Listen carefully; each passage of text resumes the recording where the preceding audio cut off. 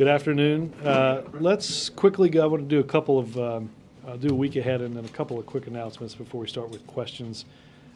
Obviously, as you know, on Tuesday, the President will address the nation at 8 p.m. Eastern Time from the Military Academy at West Point on Afghanistan and Pakistan. On Wednesday, the President will attend meetings here at the White House. On Thursday, the President will hold a forum on jobs and economic growth here at the White House. The forum will be an opportunity for the President and his economic team to hear from CEOs, small business owners, and financial experts about ideas for continuing to grow the economy and put Americans back to work. Do you have a timer on that? I don't know when that starts yet, but I will. We can figure that out. On Thursday evening, Mrs. Obama will join the President at the National Park Service and the National Park Foundation's annual National Christmas Tree Lighting Ceremony held on the Ellipse at 5 p.m. Eastern. And on Friday, we'll have more details on this later, the President will visit Allentown, Pennsylvania, visit as part of a commitment to visit communities across the country over the next several months, where he will speak with workers and share ideas for continued economic recovery. Before we get going, a couple of quick things. In the gaggle, I mentioned that the congressional readout and consultations would be at 4:45 tomorrow. That's now been changed to 4 p.m. tomorrow.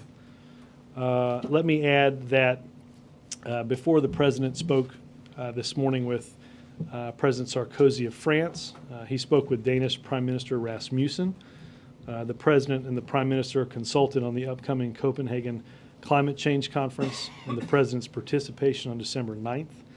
The President expressed his appreciation for Denmark's leadership in this process. The President also updated the Prime Minister on his review of our strategy in Afghanistan and Pakistan and thanked him for his country's significant contribution to the effort in Afghanistan. The United States and Denmark are close allies and partner together around the world to promote freedom, security, and prosperity. We talked a little bit this morning about additional calls that the President will make between this afternoon and the time of the speech. I anticipate that those will include President Karzai, President Zardari, Chancellor Merkel, Prime Minister Tusk of Poland, President Hu of China, and Prime Minister Singh of India. And obviously many administration officials, including the Vice President, General Jones, Secretary of Defense, the Secretary of State, and the Chairman of the Joint Chiefs, and others will also make consultation calls to our allies over the course of the next many hours before the speech. This is in addition to Medvedev and Brown. Yeah, all that those I just listed are at least in addition to. There could be more others. Most of them, quite frankly, are likely scheduled for tomorrow. Thanks, Yes, Robert. sir. We've heard a lot about the benchmarks and what the President's looking for in Afghanistan, but we haven't really talked a lot in detail about Pakistan. What's the President hoping to address with Pakistan tomorrow night, and what does he want to get in exchange? Well, Phil, I think you can anticipate that a good portion of the President's speech tomorrow will discuss our relationship with Pakistan and touch on going back to the very beginning of this administration in a renewed engagement diplomatically with the Pakistanis, as I said this morning, to jointly address violent extremism. And I think our relationship is stronger and our efforts are stronger in dealing with that as a result of that engagement and diplomacy. The President will build on that and talk about the importance of them in the region tomorrow night. Are we going to talk about benchmarks with Pakistan tomorrow night? I'll let the President make a little news tomorrow, but I anticipate that the President will be pretty clear about how we're moving forward with Afghanistan and Pakistan. And how much has he talked with the officials in Pakistan ahead of tomorrow's speech? President Zardari is on the list and will be called either. There was some scheduling flux, whether it's later today or first thing tomorrow.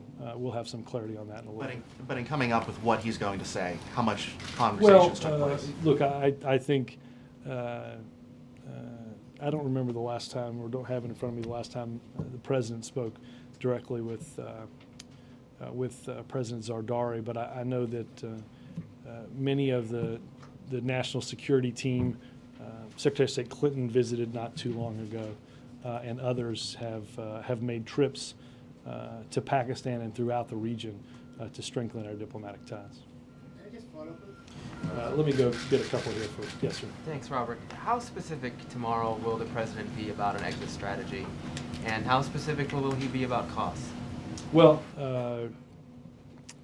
I think the president will reiterate tomorrow what I've said a number of times, which is that this is not an open-ended commitment. That we are there to partner with the Afghans to train the Afghan National Security Forces, the Army and the police, so that they can provide security for their country and wage a battle against an unpopular insurgency in that country. That's, I would say, first and foremost, our primary mission there. You said last week, I think Wednesday in the gaggle, that we wouldn't be there in 8 or 9 years. Will the president spell that out as a timetable tomorrow for when troops will leave? I'm again found a good job security policies, and not to get too far ahead of where the president is. I think you can be assured that the president will talk about the fact that this is not an open-ended commitment. Can you follow up on the cost question as well? Will he talk about, I mean, you've given us figures before as to what it costs per soldier. Will he talk about how it will be paid for? Does he have a position on a war tax? Yeah, Is that something he'll discuss? I have not heard extensive discussion of that here. I know the president will touch on cost. I don't expect to get overly detailed in the speech tomorrow. Yes, sir. When more troops are sent into a country, inevitably it results in more casualties when a military presence and fighting is increased. Is the president going to, is that going to be part of the president's message tomorrow to prepare the American people for the fact that while an exit strategy exists, the next year or two is going to be perhaps bloodier than even the last 6 months? Well, Jake, and we've discussed this before. I think the amount of sacrifice that we've seen from the men and women that we have there already is something that I know the president is assured by each and every day. I think he signs letters of condolence. He meets with the families of those that have been killed. Obviously, the trip to Dover is something that I doubt you ever truly forget. I think the president will reiterate the importance of why we're there, but also, by all means, very early on, acknowledge the tremendous cost and sacrifice to our men and women in uniform. I don't think there's any doubt that we are all in awe of the commitment from our military and our civilian side in order to get this right. And just in terms of defining our terms, where does making sure that we have a stable Afghan partner and nation building begin? What's the line? Is it just is it just a question of our responsibility, U.S. responsibility, being training Afghan troops? Is just that's the safe and secure part, the safe and stable partner part? Because we've heard a lot about what the U.S. intends to do, and I know you don't want to get ahead of the president's speech, but just in terms, if you could define the terms a little for us. Well, I guess I would more ask you to. I'm unclear as to what continuum you're putting. Are you asking me to put them on a certain?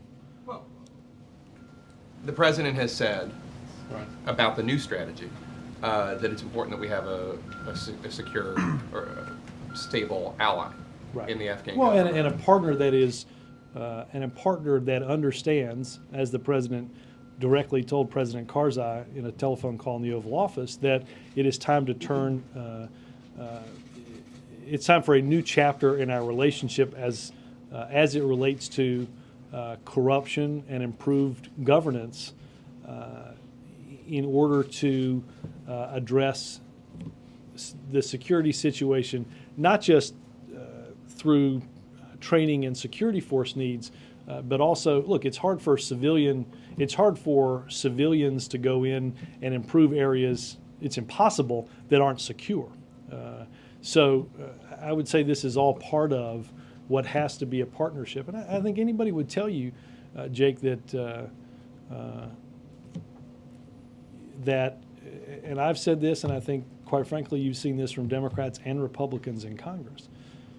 Without partners that are willing to do stuff in both Afghanistan and Pakistan, no number of American troops can solve all of those problems, unless or until those steps are taken inside both of those countries.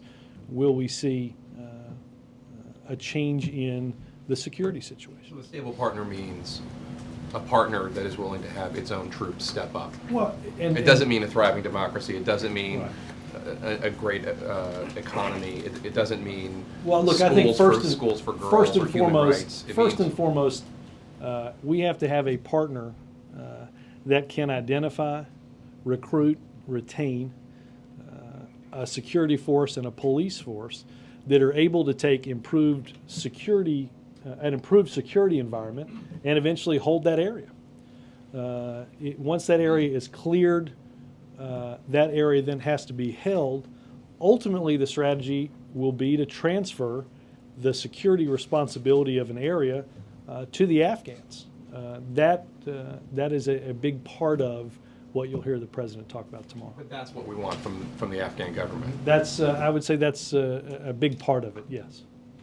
Thanks, Robert. Just want to go back to the war tax. You said the president's not likely to get into much detail on how to pay for it tomorrow night. Why not? When we're $14 trillion in debt, why don't the American people deserve some explanation? I don't think you heard me say that they didn't deserve an explanation. Obviously, there's Why wouldn't he get into it? Well, he will certainly touch on the cost. This is neither the beginning of this debate, Ed, nor will this be the end of it. I think you'll hear the president acknowledge the resource requirements and the responsibilities and the trade-offs that are going to have to be discussed both here and, more importantly, on Capitol Hill as they control the purse strings. So how will he have those offsets? Will it be with a new tax or will it be with spending cuts? Again, I think those discussions, once the president has a policy and can put a price tag on it, I think you'll see those more in earnest. I wanted to ask about another subject, the state dinner last week with India. The White House has asked the Secret Service to investigate the incident, what went wrong. As part of that review, will they just be reviewing what the Secret Service did, or will they also take a look at White House staff, the Social Secretary's office, and see whether they made mistakes as well? I will check with folks here. My understanding is that the Secret Service will look at what the Secret Service did. But do you think the White House staff should be looked at as well? There are guests who came to this event who say that at previous dinners there was somebody from the Social Secretary's office there who was checking names. That's not really the responsibility of the Secret Service. No, but is it? Ed, understand that the individuals that are listed weren't on any list. I think the Secret Service, through the director, has admitted that somebody who wasn't on a list and wasn't waived in was allowed into an event that clearly he said shouldn't be, and that no call or reach out ever came to anybody in terms of staff from the Secret Service about whether or not there was confusion on a name on a list. Previous dinners, there So- was somebody from the White House staff there checking names. So if they had been there and these people were not on the Right, list, they but might again, have caught Ed, that. But again, Ed, I assume in absence of somebody being there, because they're working telephones in the White House, somebody would have checked.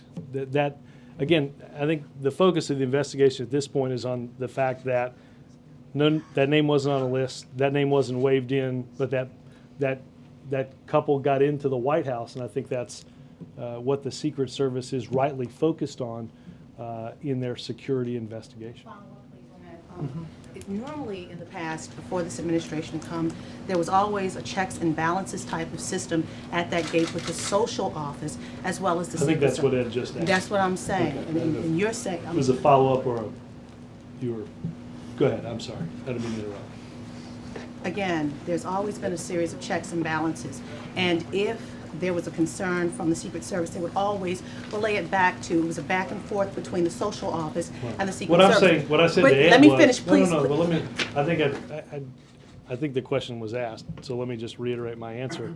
Again, April, none of that relay happened, right? None of that relay happened between the Secret Service and the social office, whether or not the social office was standing at the gate or whether or not somebody was sitting in their office at the White House. Allow me to finish, you can understand what I was saying. The relay did not happen because that person was omitted at the gate from the social office. The way we understand that person. Omitted? That person was fired earlier in the year. But again, So- April, you can ask it 7 ways. The answer continues to be, the relay didn't happen because somebody was or wasn't there. The relay didn't happen because nobody picked up the phone to relay the information. I mean, I appreciate the observation that somebody could or could not have been at a certain gate. But again, you could pick up the phone just like I can pick up my phone in the office and relay you, April. You don't have to be standing in my office for me to convey information to you. So I think are you saying that the social office does not have No, any April, responsibility in there's this an at all? investigation that's ongoing into the actions of what happened, and I'm going to wait for that to be completed. The reason why we are questioning the social office and the Secret Service, because in the past, both have worked in conjunction and successfully were able to protect the President of the United States without anyone coming in. And now, because the social office did not have that other layer Again, of checks April, and balances but again, there, April- this happened. And people are questioning But again, April, why this it's White just- House is not putting the onus some on the social office as well. I'm going to let the investigation put the onus on where the onus should be. But what I'm simply doing is explaining to you a series of facts that include the notion that if somebody was confused about whether or not somebody was on a list at a guard tower on the exterior perimeter of the White House, and there was a question, generally somebody could pick up the phone and ask. I'm saying that the Secret Service, in the statement that they released a few days ago, acknowledged that that didn't happen and that that was a mistake. Process has been changed at that gate from now on. Will the social office be working in conjunction with the Secret Service now? I think first and foremost, we're going to go through this investigation, and I would refer you to the Secret Service about operations that might change at that gate. Last question. People were saying that the president was never in danger, and many people have said that is not true. They got in. Who's many people? People here, Secret Service. These people met with the president. They shook the president's hand. Who's to say they did not have some kind of, I mean, granted they didn't, but hypothetically, what if a person had walked in and could have done something to the president? you The just said the president, magic do you, I appreciate the opportunity to indulge in a grand hypothetical. Look, I think the president shares the concern that the director has for how this happened and how we can remedy it from happening again. concerned about his safety? Is he concerned about his safety with this? No. Have you heard him say anything? Is he angry, or is he as incredulous as the average American is, that people could just walk right into the White House like this? I think the president, look, the reason there's an investigation is the president and the White House has asked for that to happen. So I think suffice to say, the president is rightly concerned about what happened last week. Have you actually heard him say anything? I have not heard it, but it's been relayed to me. Can you confirm whether or not charges will be filed against this couple?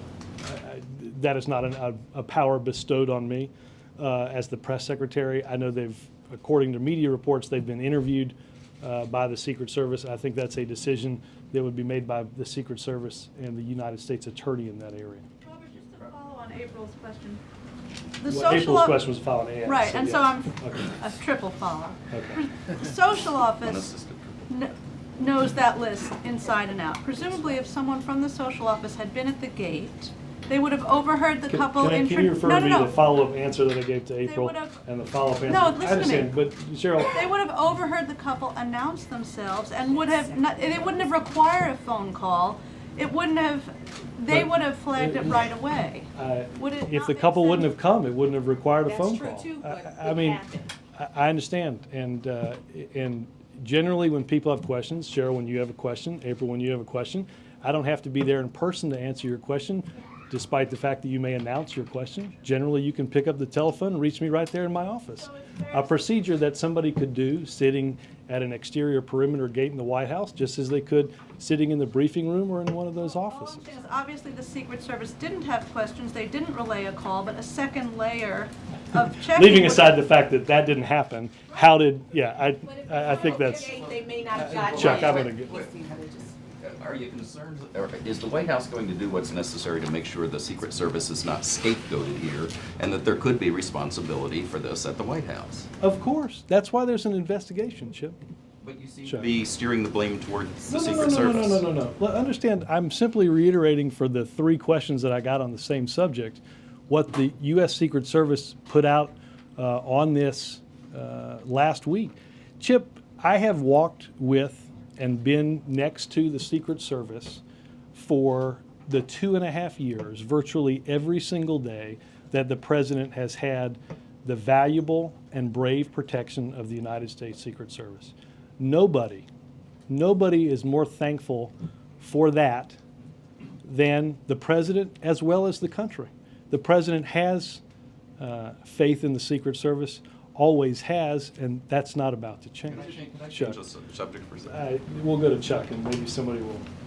Let me start with Afghanistan. This is what, in the March 27th speech, some of the things he said in the March 27th speech sound like what you're previewing now. He said, on benchmarks for Afghanistan, we cannot turn a blind eye to the corruption that causes Afghans to lose faith in their own leaders. We will seek a new compact with the Afghan government that cracks down on corrupt behavior, sets clear benchmarks, clear metrics for international assistance.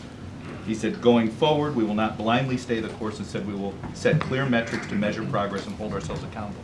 How much is that March 27th speech going to end up being very applicable to what we hear tomorrow? Well, look, we were asked in the lead up to a security forces decision in March about whether there would be benchmarks.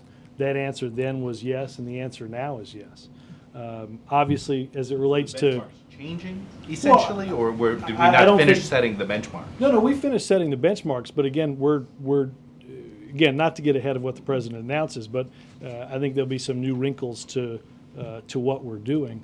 There have been benchmarks this whole time? Yes, that were as reported to Congress, absolutely. In terms of the corruption and the governance, obviously, when you mentioned Re-election, I right, understand that. and obviously, Same government, though.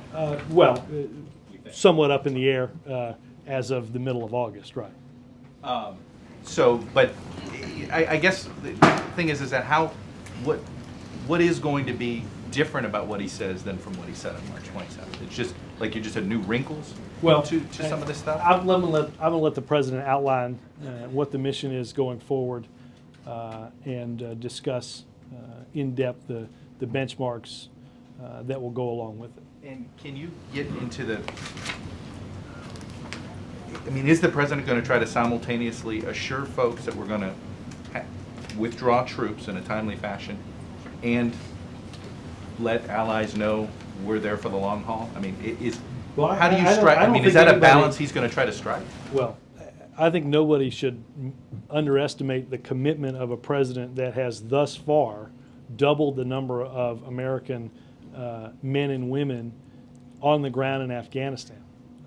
I don't think anybody could look themselves in a mirror with a straight face and say that this president hasn't in any way been anything but resolved to doing what has to happen in Afghanistan to make this country safe. Really quickly, does the President think there should be charges filed against these folks to set an example? You know, Does he want them to? I have Somehow, not some asked- sort of I have punishment? not talked to the president on that. Again, the White House would leave that up to relevant law enforcement to determine whether law. Well, again, I mentioned Being it. used as a reality TV show.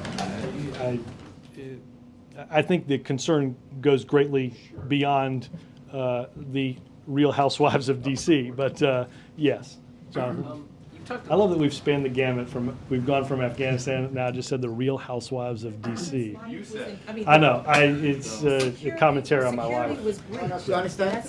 On the benchmarks issue, we talked about benchmarks for success. We're talking about, training of Afghan security forces, stability, corruption in the government. But are there also benchmarks for failure, I mean, and consequences for not reaching those benchmarks? Well, I don't know the. In other words, will U.S. forces be withdrawn if these benchmarks can be met? Again, I don't let the president outline the benchmarks. I think what the president believes is we will be setting forward a mission that he believes can be attained. I think part of that is we have to look at, again, Jonathan, the president will look at what that mission is and make sure that what we're doing is setting out a mission and a series of resources that are attainable.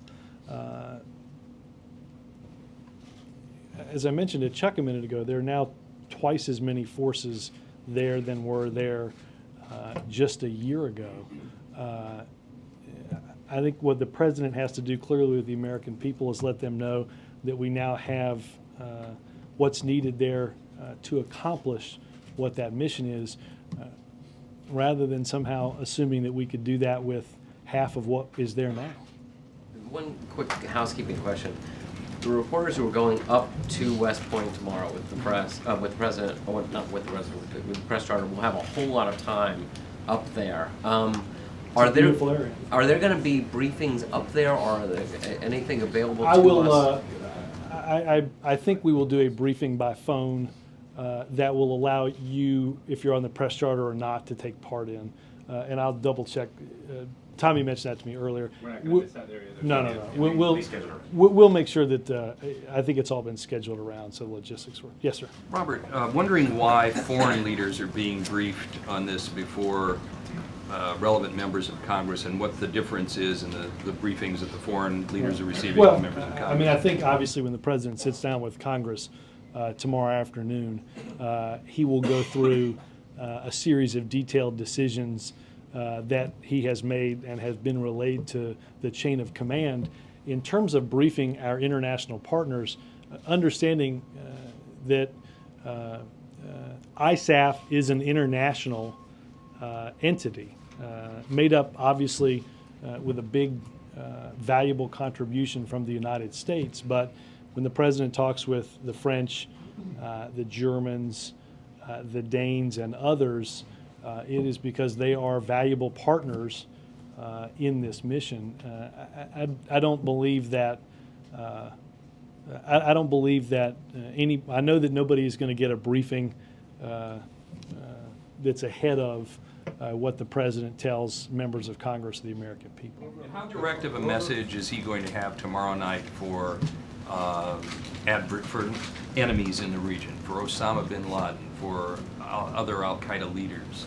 Well, look, Peter, we are there, and the president moved an additional 30 or so thousand forces there in March with the stated mission to dismantle, disrupt, and destroy al-Qaeda. That mission remains the same, and the president will reiterate that tomorrow night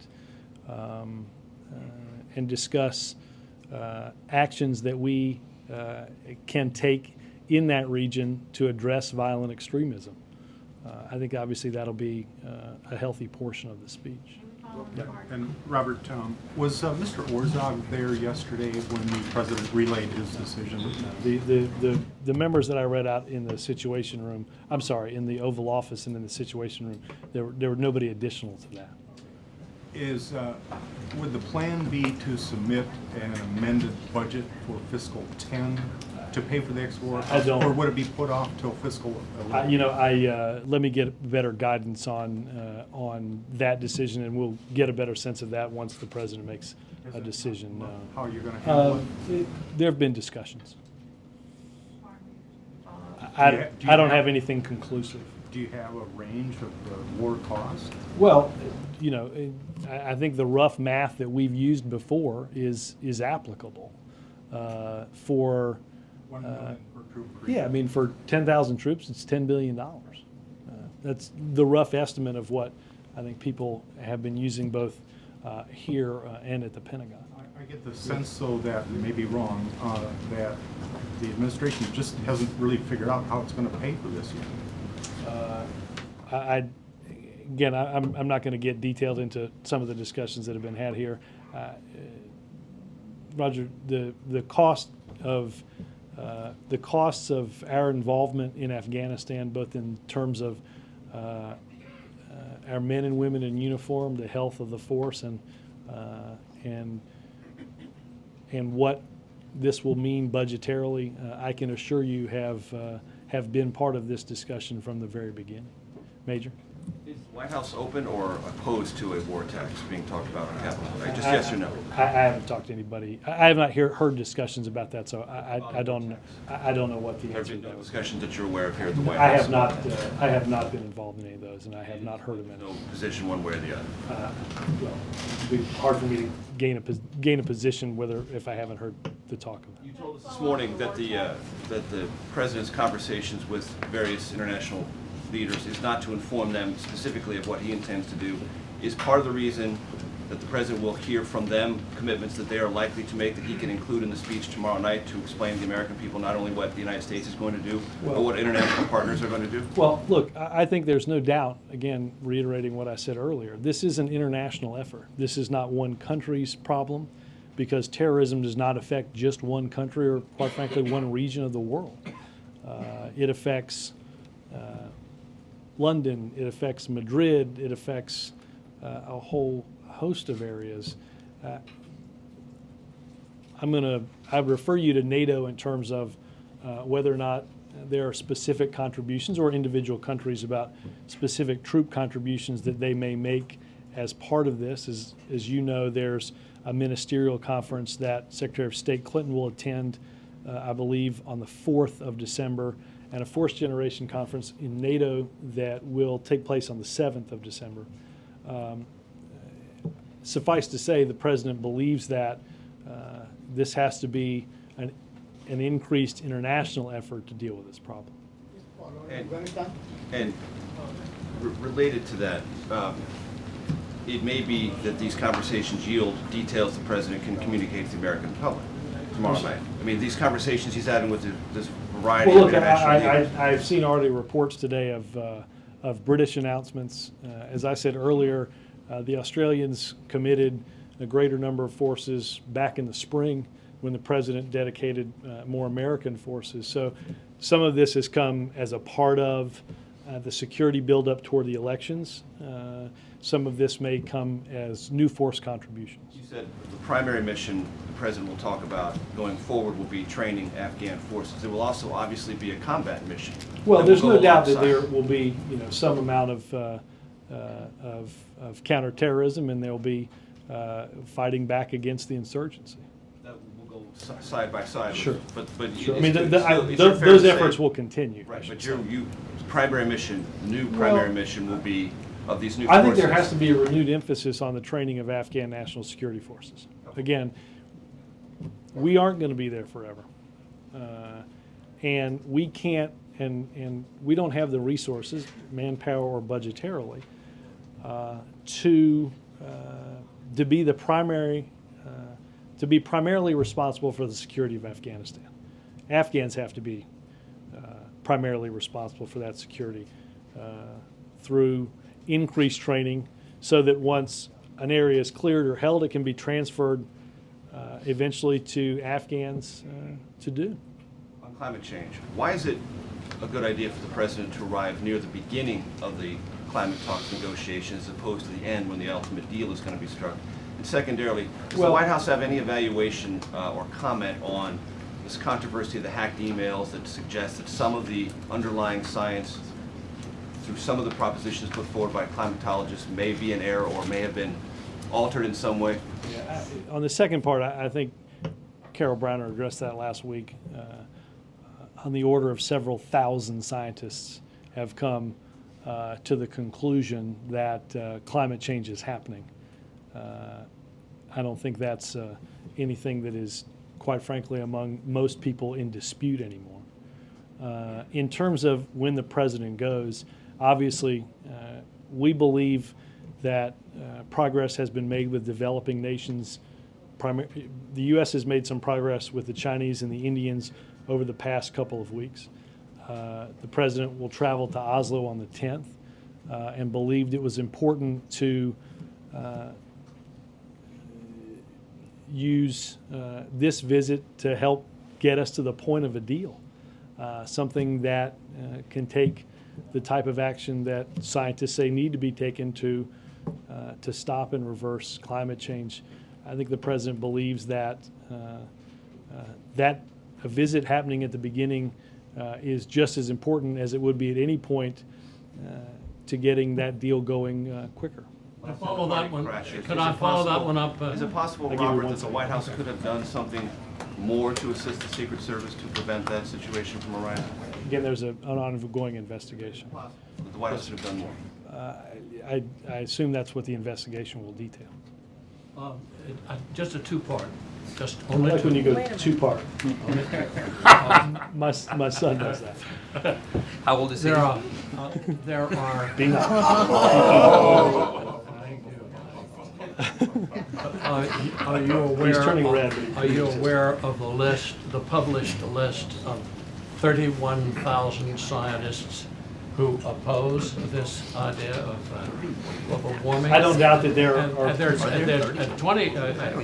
6,000 of our PhDs. I don't doubt that that there's such a list, Lester. I think there's no real scientific basis for the dispute of this. Okay.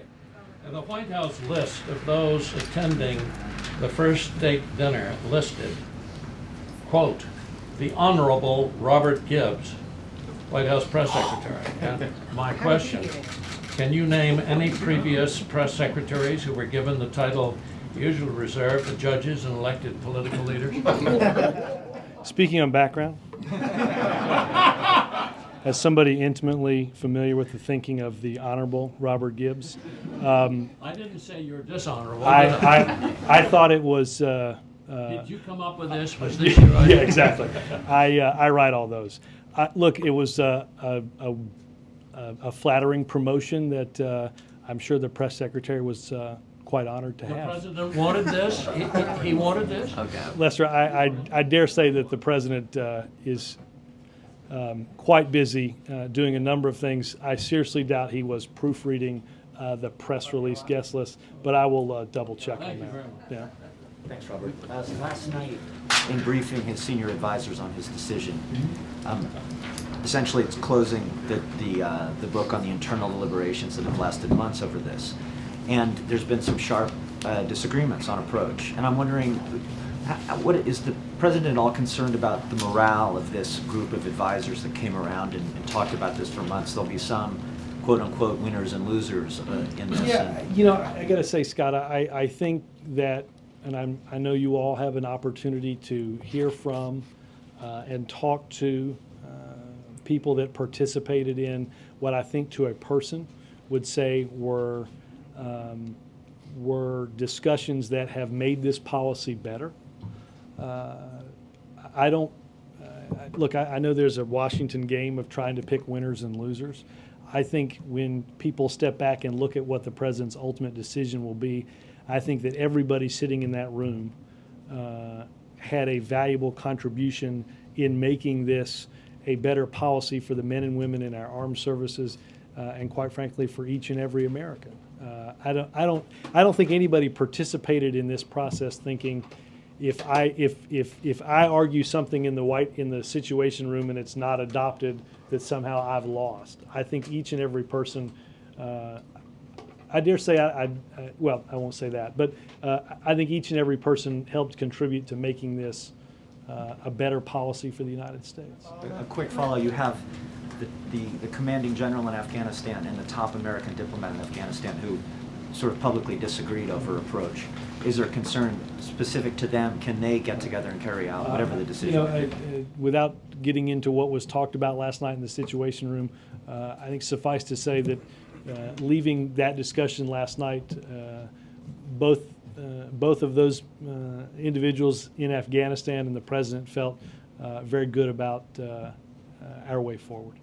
Cheryl. Changing the topic quickly to healthcare, Does the president still believe that he'll be signing health legislation by the end of the He year? hopes so, yes. But does he, you say he hopes so. In the past, he said he expects to sign it by the end of the year. We Does hope he, to expect to sign. does he still expect that he will be I don't know why I signing would move the deadline now. Yes.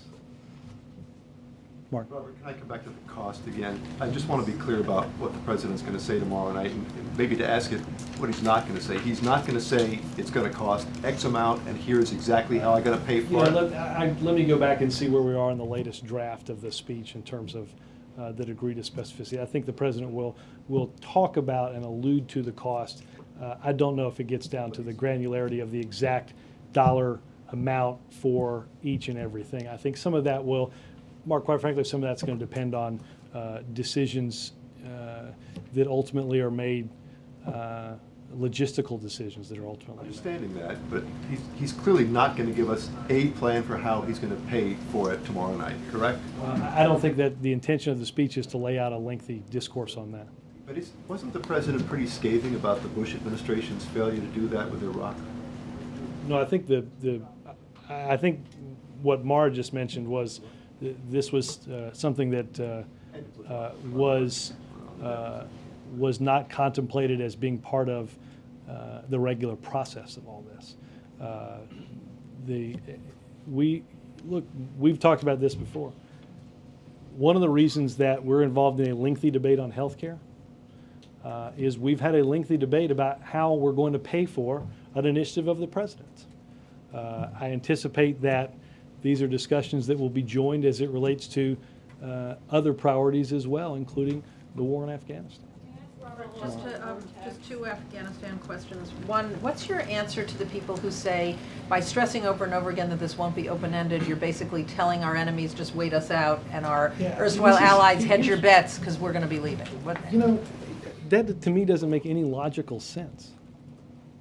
I mean, if you're to believe that a certain insurgency has the momentum and they're increasingly occupying and attacking and gathering more space, are you saying that all we have to do is say we're going to leave at a certain date and they'll stop their pursuit of their momentum? If that's the case, then maybe the president should just say that. I mean, it doesn't actually make any. I mean, it's a great talking point. It doesn't actually make any logical. It doesn't make any logical sense. Well, what about the argument that to our erstwhile allies, like people in Pakistan or even warlords in Afghanistan, that they'll hedge their bets because they're not sure if we are going to stay or not? When the president put his hand on the Bible on a cold day in January, there were half as many forces as there are now. There isn't anybody with a straight face that can question the resolve of this commander-in-chief to put the appropriate resources on what he believes was an urgent threat to our national security. I don't know anybody that could make that logical argument. Also, just to follow up on Scott's question about the process, this was an extraordinary process. A lot of meetings, a lot of questioning of assumptions. It went bored down in a way that maybe is unprecedented, actually, in a White House. I think I would tell you this, and I'll let you finish the question. I think the president, every participant would tell you they're glad of that. That what happened was we bore down on this in a way that I dare say had not yet been done. Without revealing confidences, there was discussions in these meetings about the fact that we were talking about a resource, an effort that had been under-resourced for quite some time. Could you elaborate on, was there a turning point in this process? Was there a moment when the president kind of chose path A instead of path B? Or can you talk a little bit more about this extraordinary... Yeah. Look, I don't think there was a single inflection point or eureka or epiphany. I think over the course of these discussions, the president and a group of advisors, his group of advisors, settled on a decision that I think you'll hear tomorrow people are very comfortable with. Robert, speaking of epiphanies, the president hasn't had a full press conference for more than 4 months now. Lucky him. And your and his appearances with joint leaders have been cut down to one question on each side. Does he feel that that kind of exchange with the press is no longer useful to him? No, I think we've got some upcoming interviews with ABC, which I think would probably provide the president with the unique press opportunity. conferences. No, I understand. I just picked that. I picked that network just out of Press thin air. conferences. I think the president has. In fact, I think the last time we got a question about the president answering questions, if I'm not mistaken, it was wasn't it couched in the notion that he was overexposed? Hard for me to imagine that the president would submit himself to so many questions that the punditocracy would say he was overexposed, but the new thing happens to be that he's not answering enough. The question is the questions. format, Robert.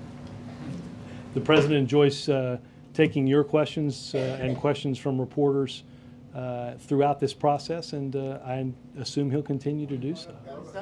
Robert, you said this morning that the president had given orders in the Oval Office over the weekend. Yeah. Can you say are they being carried out now? What's happening? Are people I getting orders? anticipate that they are being acted upon by those whose job it is to implement them, yes. Meaning that Will General McChrystal be in town? Will he be here tomorrow up on Capitol Hill later this week? I believe that General McChrystal will be in Afghanistan tomorrow. And I believe in the coming days, I don't know exactly when, he and Ambassador Eikenberry will travel to the Hill to testify. David? Earlier, you said that the primary mission in Afghanistan is to train and set up the Afghan security and police forces to fight the unpopular insurgency there. And right, our partnering with them, yes. Now, you didn't mention Al-Qaeda in that statement. Well, I assume there's a connection. Can you lay out what the connection is? Yeah. And does the president still believe that, let me ask you this. Sure. This way. How does the president these days assess the threat posed to the United States by whatever remains of Al-Qaeda? Well, I don't think you have to dig deep into news clips to see, and you certainly don't into the president's daily intelligence briefing, that the threat from Al-Qaeda exists in very real ways, not just emanating from border region of Afghanistan and Pakistan, but throughout the world. The reason that Al-Qaeda was in Afghanistan was because Al-Qaeda had the safe haven protection of a government run by the Taliban. I think what the president will discuss tomorrow is ensuring that we prevent the Taliban from being capable of controlling the government of Afghanistan, as well as incapable of providing safe haven from which Al-Qaeda can plot and undertake terrorist activities like we've seen happen previously in the United States. But to do that, do you have to have complete success with a counterinsurgency so that there are no remnants left of the Taliban? Well, I'll let the president go through some of that tomorrow. George? Congressman, I'll come back to you. Congressman Obey and Murtha today put in the bill calling for the border surtax starting in 2011. I understand you said you haven't heard any discussion on it, but when the president meets with members and senators tomorrow, will he give them any guidance on that? Let me check and get some. Yep. This administration is going to try again to engage Iran, continue the process that started a few months ago, or should we be at a turning point after the announcement of Iran yesterday? That's a question for the Iranians. The Iranians should quite clearly understand their responsibilities and obligations under international treaty that they signed. Okay. The Iranians have been rebuked for their actions by a single international voice through a strong vote in the IAEA Board of Governors. If they make a decision to fulfill their responsibilities and obligations, then the international community would welcome that. If they decide not to fulfill those responsibilities and obligations, then all I could say to the Iranians is time is running out. Thank you. Thanks, guys. Thank you, Honorable. There you go.